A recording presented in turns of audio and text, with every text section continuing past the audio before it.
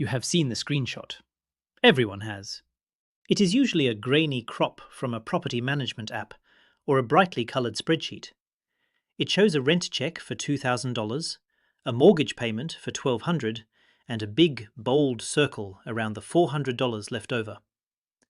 The caption usually says something about financial freedom or passive income while you sleep. But here is the problem. That $400 is not cash flow. It is a mathematical hallucination. In the world of professional real estate, we have a name for people who believe that specific number. We call them future victims of a roof replacement. Most of those influencer numbers are fiction, created by ignoring exactly half of the expense stack. Today, I want to pull back the curtain on why that apparent profit usually collapses into a $50 rounding error once you actually do the math. I am not saying real estate is a bad investment, far from it. But buying a property based on fake math is the fastest way to turn a $100,000 asset into a $100,000 liability. If you are planning your retirement around these cash flow projections, you are effectively building a house on a foundation of sand. Before we dive into the heavy lifting of the 50% rule and the ghost of capital expenditures, I want to ask you for something. If you find this breakdown helpful, hit the subscribe button. It is the best return on your time you will get today, because we are going to look at the numbers the gurus are too afraid to show you. Understanding this math is the difference between owning a business and owning a very expensive, very stressful hobby that occasionally asks you for $5,000 on a Tuesday morning. The most common mistake I see new investors make is a simple formula. They take the rent, they subtract the mortgage, and they call the remainder profit. It is clean, it is easy, and it is almost entirely wrong. Experienced investors do not work that way. They do not trust their own optimism because they know that optimism is expensive. Instead, they use empirical shortcuts to keep themselves honest. The most famous of these is the 50% rule. It is a baseline used by institutions and seasoned pros to avoid the trap of underestimating costs. The rule is simple but brutal. It suggests that you should estimate your operating expenses at 50% of your gross rental income. And here is the kicker that trips everyone up. That 50% does not include your mortgage. It is just the cost of keeping the doors open and the lights on. Why is the number so high? Because the list of things that want to eat your rent check is longer than most people care to admit. When we talk about operating expenses in that 50% bucket, we are looking at property taxes and insurance as the big, obvious ones. But then you have the day-to-day repairs. You have the property management fees, even if you think you will do it yourself.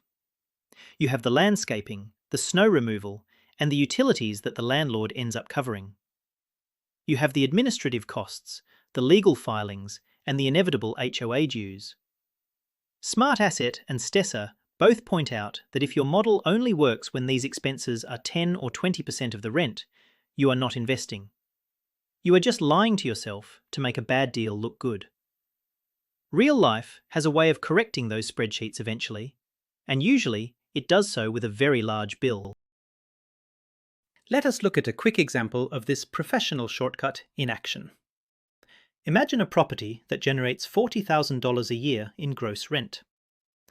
Under the 50% rule, $20,000 of those dollars are immediately spoken for.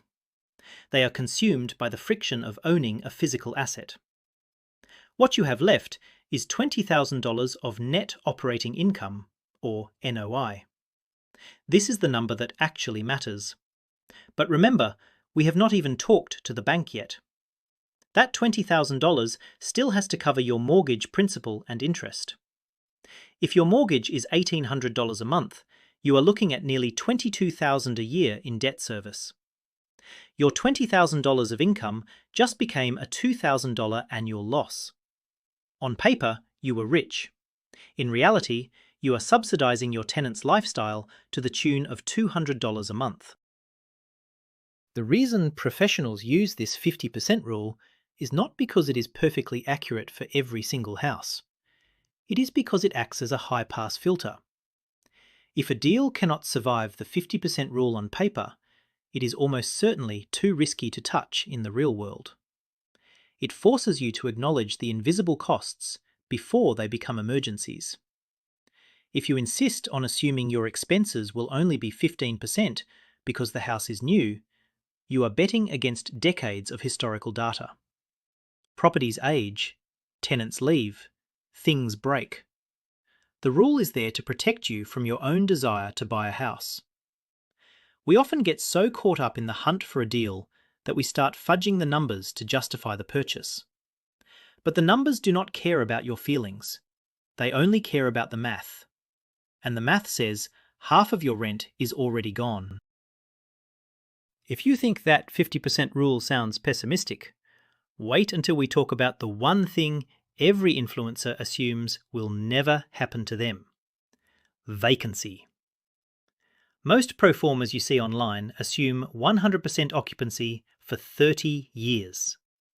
It is a beautiful thought, but it is a total fantasy.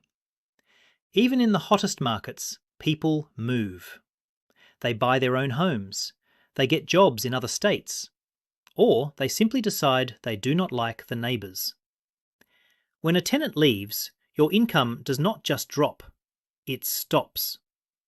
Meanwhile, your mortgage, your taxes, and your insurance keep marching forward like a clock that never stops. If you are not budgeting for the empty months, you are not just missing a line item, you are missing a cliff. We need to talk about why a 5% vacancy rate is actually a sign of a healthy property, and why assuming zero is the most expensive mistake you can make. Landlord resources like Tech and Landlord Studio are very clear about this. A healthy vacancy rate for a single-family home is between 5 and 8%. For multifamily units or student housing, that number can easily climb to 10 or 15%. Let us put that into perspective. A 5% vacancy rate means your property is empty for about 18 days every year. That might not sound like much, but those 18 days are not just lost rent. They are the days you spend cleaning carpets, repainting walls, and paying for professional listings. They are the days you are paying the heating bill while nobody lives there. If your model assumes 0% vacancy, you are essentially saying that you will find a perfect, permanent tenant who never dies, never moves, and never loses their job. That is not a business plan. That is a fairy tale that ends with you out of cash. Let us run the actual numbers on a typical 4-unit building. Over a 4-year period, you have about 1,400 rentable days per unit. If you have just 85 vacant days across those units over those 4 years, your vacancy rate is nearly 6%. That is considered excellent performance. But in your spreadsheet, that 6% represents a massive chunk of your supposed cash flow. If your gross rent is $2,000, that 6% is an extra $120 a month you simply do not have. Suddenly, that influencer's $400 profit is down to $280. And we have not even started talking about repairs yet. The vacancy cost is often invisible until the end of the year, when you realize your bank account is lower than your monthly statements suggested. It is a slow leak that can drown a deal if you do not account for it from day one. There is also a psychological trap here. When an investor is desperate to avoid vacancy, they often lower their standards.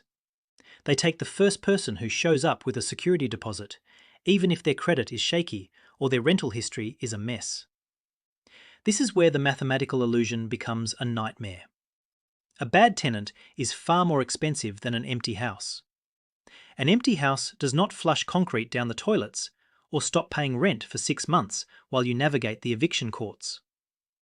By ignoring the reality of vacancy in your math, you pressure yourself into making bad management decisions. You stop being a disciplined investor and start being a person who is just trying to cover a mortgage. Professional investors budget for that vacancy so they have the breathing room to wait for the right tenant. They know that 5% loss is the price of long-term stability. So, how do you handle this? You do not just hope for the best. You build a vacancy reserve into every single month's calculation. If the rent is $2,000, you take $100 and you mentally set it on fire. Or better yet, you put it into a separate high-yield account. You treat it as an expense that has already happened. When the property eventually goes vacant, you are not stressed. You are not scrambling to find mortgage money. You just reach into that reserve and keep going. This shift in mindset changes everything. It turns a potential crisis into a scheduled maintenance period. If you can't afford to set that 5% aside every month, then you can't afford the property. It is that simple.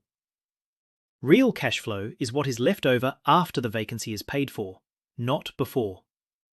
Anything else is just a temporary loan from the universe. Now we get to the real killer, the silent assassin of real estate wealth. Capital Expenditures, or CapEx. Most people confuse CapEx with maintenance, but they are very different beasts. Maintenance is fixing a leaky faucet. CapEx is replacing the entire roof. Maintenance is $100. CapEx is $15,000. The reason CapEx is a mathematical illusion is because it does not happen every month. You can go 5 years without a single CapEx event, and you will feel like a genius. You will look at your bank account and think you are rolling in cash. But the roof is getting older every day. The HVAC system is slowly dying. The water heater is a ticking time bomb. If you are not reserving for these things every month, you are not making a profit. You are just borrowing money from your future self, and the interest rate on that loan is going to be brutal when the bill finally comes due. Stessa has a great guide on what actually qualifies as CapEx. It is the big-ticket items: roofs, HVAC systems, water heaters, kitchen renovations, and major exterior work like decks or fences. These are not maybe expenses, they are when expenses. A roof might last 20 years, but that does not mean it is free for 19 years. If a roof costs $9,000 and lasts 20 years, it is costing you $450 every single year. That is $37 every single month. If you add in an HVAC system that costs $5,000 and lasts 10 years, that is another $41 a month. Between just those two items, you have nearly $80 a month in invisible costs. If your influencer spreadsheet does not have a line for this, they are effectively telling you that roofs last forever. They do not. And when they fail, they do not care about your cash flow. The common rule of thumb on places like Reddit and BiggerPockets is to reserve 1 to 2% of the property's total value every year for CapEx. Think about that for a second. For a $250,000 house, that is $2,500 to $5,000 a year. That breaks down to $200 to $400 every single month. Remember that $400 profit the influencer was bragging about? We just found where it all went. It is currently sitting in the shingles of your roof and the heat exchanger of your furnace. If you are spending that $400 on lattes and vacations, you are literally eating your house. You are consuming the capital that is supposed to maintain the asset. This is why so many landlords end up selling their properties at a loss after 10 years. They realize they can't afford the massive repairs they ignored for a decade. The solution is to build a component-based reserve. You look at every major system in the house, and you estimate its remaining life. If the furnace has 9 years left and costs $5,000 to replace, you start saving $46 a month right now. You do this for the appliances, the flooring, the paint, and the structural elements. It sounds tedious, and it is. But it is the only way to know your real numbers. When you do this, you realize that your true cash flow is much smaller than you thought, but it is also much safer. You are no longer living in fear of a year from hell where everything breaks at once. You have already paid for those repairs in advance. This is how you move from being a gambler to being an investor. You stop hoping for good luck and start planning for inevitable reality. It is not as flashy for a thumbnail, but it is how you stay in the game. We have covered the big stuff, but what about the small stuff? The day-to-day maintenance that everyone thinks is negligible. The broken door handles, the clogged toilets, the flickering light fixtures. These are the things that people tell themselves they will just handle when they happen. But here is the secret. They happen all the time. And if you are not careful, they will eat your remaining $50 of profit faster than you can say plumber. If you think you can manage a property for $50 a month in repairs, you have never had to call a professional on a weekend. We need to talk about why day-to-day maintenance is its own separate budget, and why your time, as the person fixing these things, is actually one of the biggest hidden costs in the entire real estate equation. If you are working for free, you are not making a profit. You are just giving yourself a second job. Imagine it is Saturday afternoon. You are at a family barbecue and your phone buzzes. It is your tenant. The garbage disposal is making a weird noise and the kitchen sink is backed up. You have two choices. You can spend your afternoon driving to the property, taking apart a greasy pipe, and buying a new disposal at the hardware store. Or you can call a plumber who will charge you $200 just to show up. This is the reality of maintenance. It is not just the cost of parts, it is the cost of service and the cost of your time. Experienced investors estimate maintenance at another 1 to 2% of the property value per year, separate from CapEx. For that same mid-priced home, we are talking another $200 a month. If you are not seeing that on the spreadsheet is a lie. This is where the sweat equity argument usually comes in. Influencers love to say you can zero out the property management line by doing it yourself. And technically, you can. But your time has a value. A typical property management fee is 8 to 10% of the rent. On a $2,000 rental, that is $200 a month. If you are doing the management, you are not saving $200. You are earning $200 in exchange for your labor. That is a job, not an investment return. If you want to compare real estate to a truly passive investment like an index fund, you have to include the cost of a manager. If the deal only works when you work for free, it is not a good deal. It is just a low-paying part-time job that occasionally requires you to deal with leaking sewage. True investors want to own the business, not be the primary employee. Maintenance costs are not uniform. If you are buying a 100-year-old house because it has character, you are also buying 100 years of plumbing experiments and outdated electrical systems. Your maintenance budget should reflect the age and the class of the property. A-class properties in luxury neighborhoods might get away with lower maintenance because everything is new and high-end. But C-class properties in older areas will bleed you dry with small, constant repairs.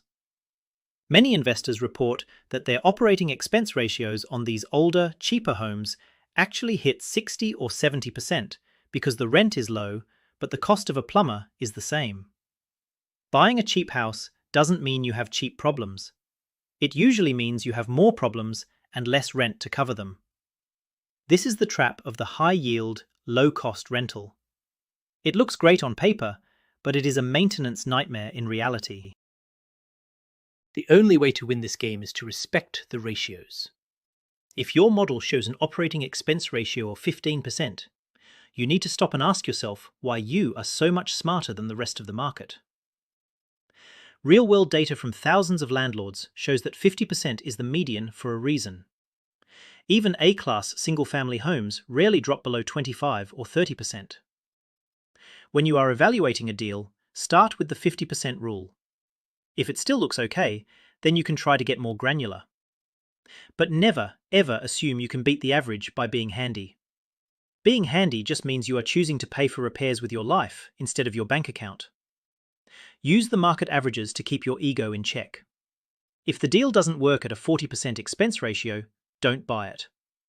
It is better to miss a deal than to buy a disaster. Let us put all of this together with a concrete example. This is almost exactly what you will see on TikTok or Bigger Pockets. Imagine a single-family home for $250,000. It rents for $2,000 a month. The investor puts 20% down, which is $50,000. At today's interest rates, the mortgage payment for principal and interest is roughly $1,260. Now, here is how the influencer sells it. They say, rent is $2,000. The mortgage is $1,260. Taxes and insurance are $300. They tell you they will self-manage, so that is $0. The house is in good shape, so they budget $50 for repairs. They subtract everything and get $390 a month. They round that up to $400 or $500 for the thumbnail and tell you that you are making $5,000 a year in passive income. It looks perfect. It looks easy. It is a complete lie. Now, let us redo that math using the conservative rules we have discussed. We start with that same $2,000 rent. First, we have to account for vacancy. At a modest 5%, we lose $100 a month right off the top.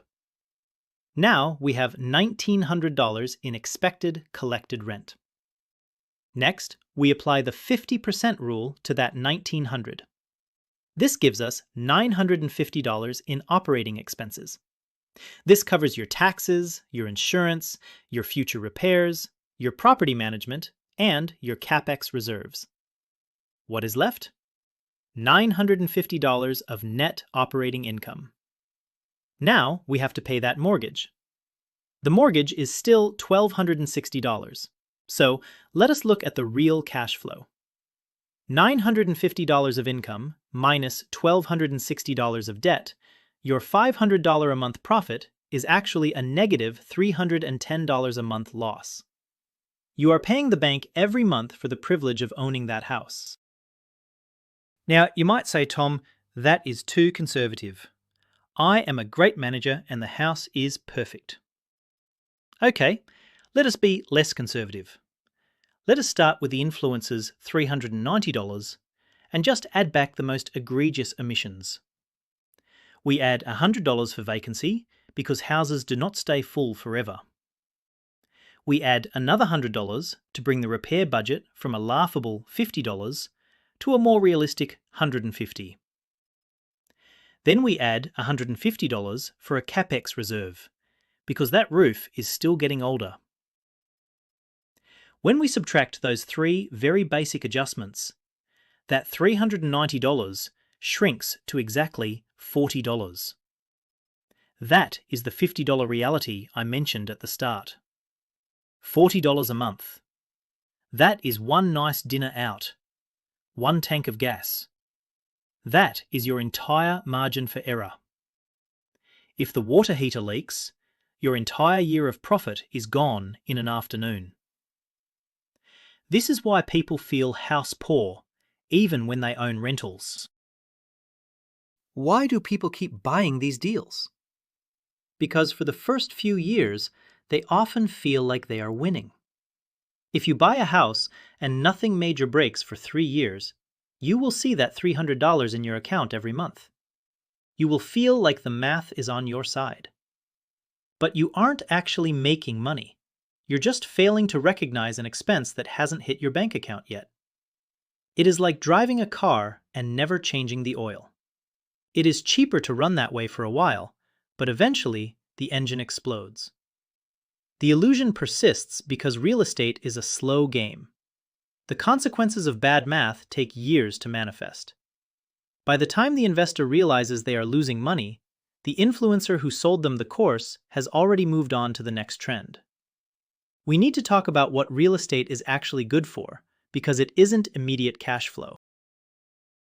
If the cash flow is a lie, why do we do it?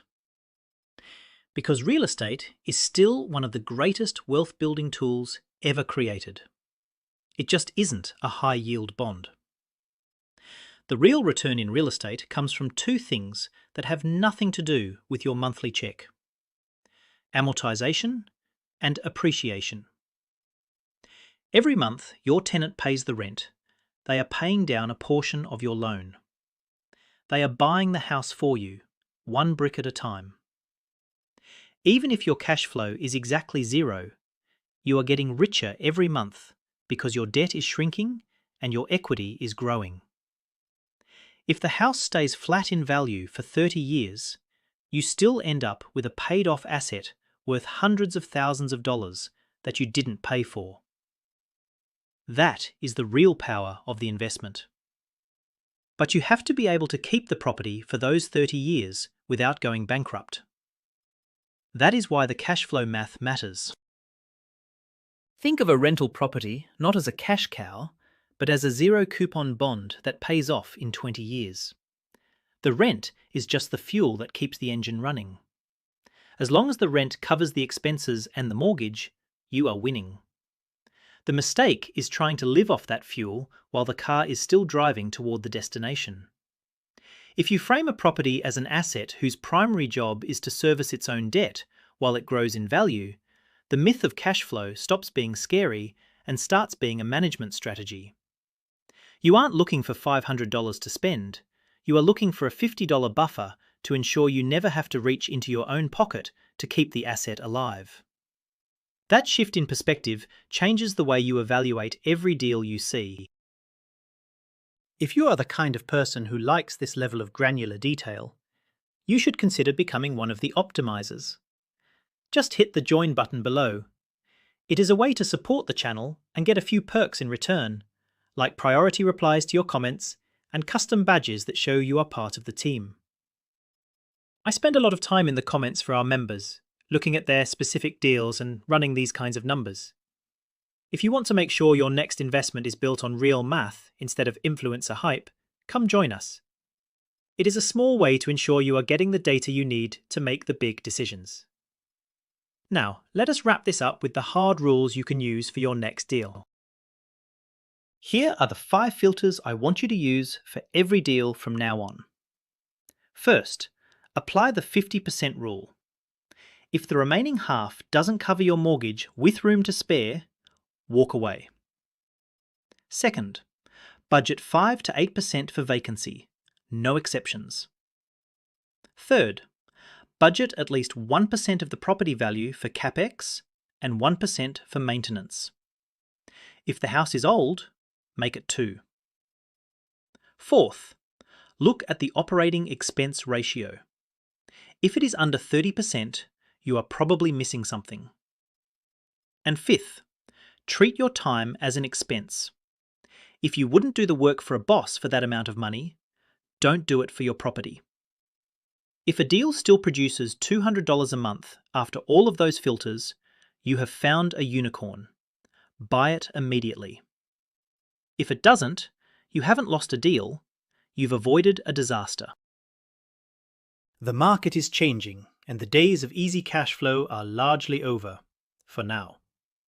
That means you have to be smarter, more disciplined, and more honest with your numbers than ever before. I want to hear from you in the comments. Tell me about a deal you almost bought until you ran the real math. Or, if you are currently a landlord, what is your actual operating expense ratio over the last 3 years? Let us use the comments as a peer review session. Share your real-world data so we can all get better at spotting the illusions. Real estate is still the best path to wealth, but only if you are willing to look at the numbers in the dark. Thanks for watching, and I will see you in the next one.